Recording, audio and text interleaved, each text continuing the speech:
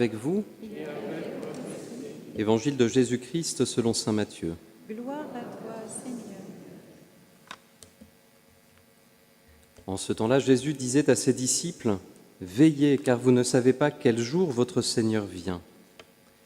Comprenez-le bien, si le maître de la maison avait su à quelle heure de la nuit le voleur viendrait, il aurait veillé et n'aurait pas laissé percer le mur de sa maison. Tenez-vous donc prêts, vous aussi. C'est à l'heure où vous n'y penserez pas que le Fils de l'homme viendra. Que dire du serviteur fidèle et sensé, à qui le maître a confié la charge des gens de sa maison pour leur donner la nourriture en temps voulu? Heureux ce serviteur, que son maître, en arrivant, trouvera en train d'agir ainsi. Amen, je vous le déclare, il l'établira sur tous ses biens.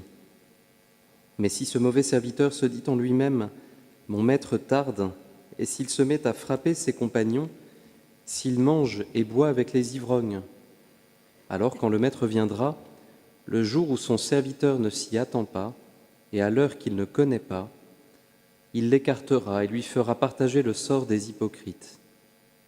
Là, il y aura des pleurs et des grincements de dents. Acclamons la parole de Dieu. Louange à toi, Seigneur Jésus.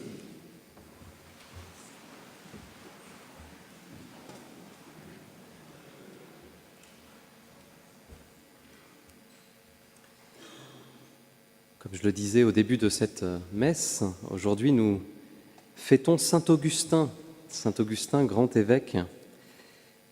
Mais avant d'arriver à cette sainteté, il y a eu tout un chemin.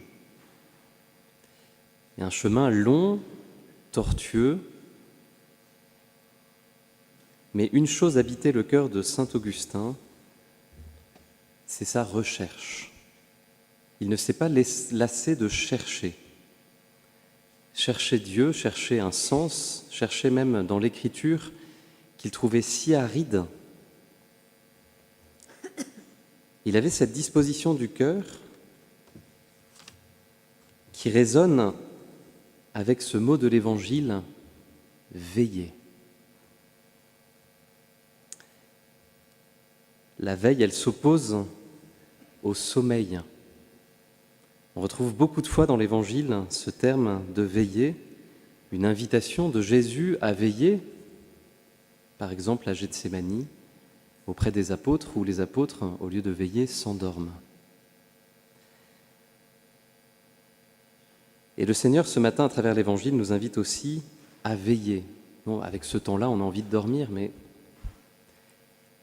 pourtant, c'est bien à la veille que nous sommes invités. C'est quoi ce terme « veiller » ? Eh bien, c'est un terme qui invite à la vigilance. Vous voyez, ce n'est pas forcément un activisme où on doit s'agiter dans tous les sens. Ce n'est pas non plus quelque chose où on laisse les choses passer. Et c'est un terme qui correspond bien à ce moment où à la fois, il y en a certains d'entre vous qui sont encore en vacances, où on a envie de tout laisser les choses couler, ou alors au contraire, c'est peut-être un moment où on va reprendre le travail, l'école, et on va peut-être rentrer justement dans un activisme, mais l'une et l'autre de ces attitudes peuvent empêcher d'être vigilants, soit avoir la tête dans le guidon, soit au contraire, eh bien, ne plus penser à rien. Pourquoi le Seigneur il nous invite à veiller ? Parce qu'il va passer. Le passage, le terme biblique du passage, c'est la Pâque du Seigneur.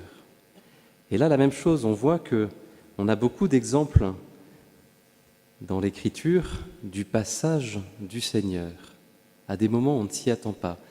Et le passage le plus fondamental, les deux passages les plus fondamentaux, et l'un annonce l'autre, c'est évidemment le passage du Seigneur en Égypte, où le Seigneur attend d'être délivré de l'esclavage.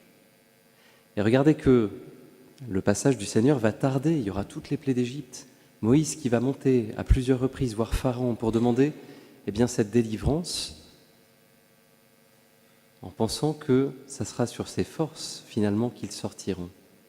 Et le peuple s'aperçoit qu'avec Moïse, que si le Seigneur ne le permet, c'est pas possible.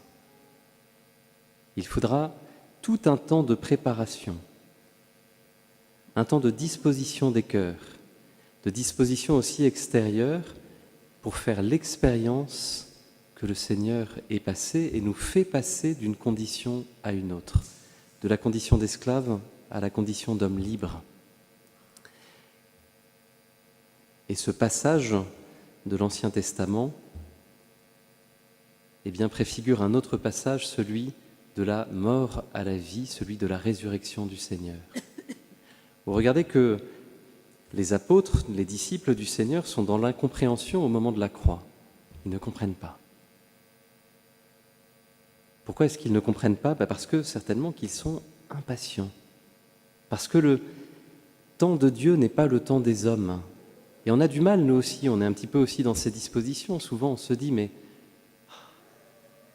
quand est-ce que le Seigneur véritablement passera ? Quand est-ce que je pourrai vraiment faire cette rencontre ? Quand est-ce qu'il viendra me délivrer de telle ou telle chose, tel événement de ma vie qui me met dans l'incompréhension ? Pourquoi le Seigneur nous invite à veiller ? Eh bien, pour reconnaître deux choses. D'abord, pour reconnaître que dans ce temps d'attente, il est déjà en train de travailler mon cœur. Les choses se préparent. Vous savez, c'est comme un petit peu une noce, un mariage. Quand on prépare les fiancés, à la fois ils ont hâte d'être au jour de ce mariage et en même temps, les choses passent si vite. Et il n'y a jamais une minute de trop pour tout préparer. Et quand on arrive au mariage, je suis toujours surpris par ça. Le moment le plus important, c'est le moment le plus bref. Celui de l'échange des consentements. Et on peut passer à côté d'ailleurs. Et la même chose dans chacun des événements de notre vie. Vous voyez, le Seigneur, à travers cette attente, prépare et dispose notre cœur à véritablement le recevoir, à véritablement faire l'expérience de sa présence et de son amour dans cette Pâque qu'il veut faire avec chacun d'entre nous. C'est ce que nous disait le psaume qui nous invitait à prendre la vraie mesure de nos jours. Souvent, les enfants, quand ils sont petits, ils ont hâte d'être grands. Quand on est grand, on a un petit peu moins hâte que les jours passent. Et il y a quelque chose de très étonnant dans le temps, c'est que la perception du temps qui passe est proportionnelle à ce que nous avons vécu. Autrement dit, plus on avance en âge, plus les jours défilent vite. C'est comme si le temps s'accélérait. Et bien qu'on soit enfant ou un petit peu moins enfant, espérons qu'on garde l'esprit d'enfance dans notre cœur, le tout, c'est de vivre le temps qui nous est donné,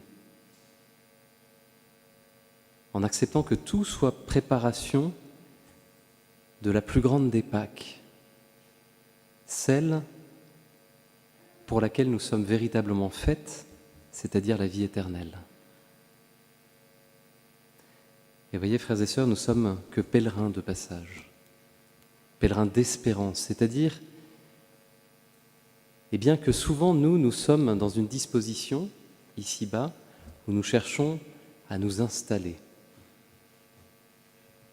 Et le Seigneur, à travers les événements de notre vie, quels qu'ils soient, nous montre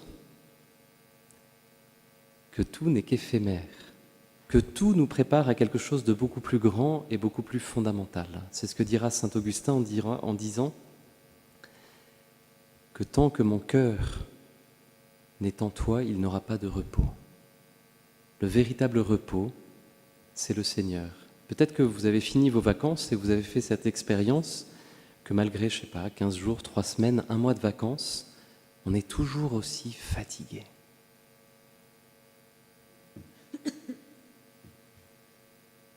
Eh bien, c'est une bonne nouvelle. Parce que le repos, le véritable repos, c'est celui que le Seigneur prépare.